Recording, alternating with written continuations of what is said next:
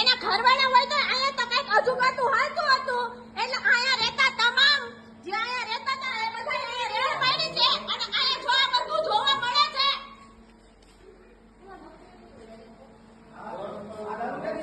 આ શું છે અહીંયા બધું જો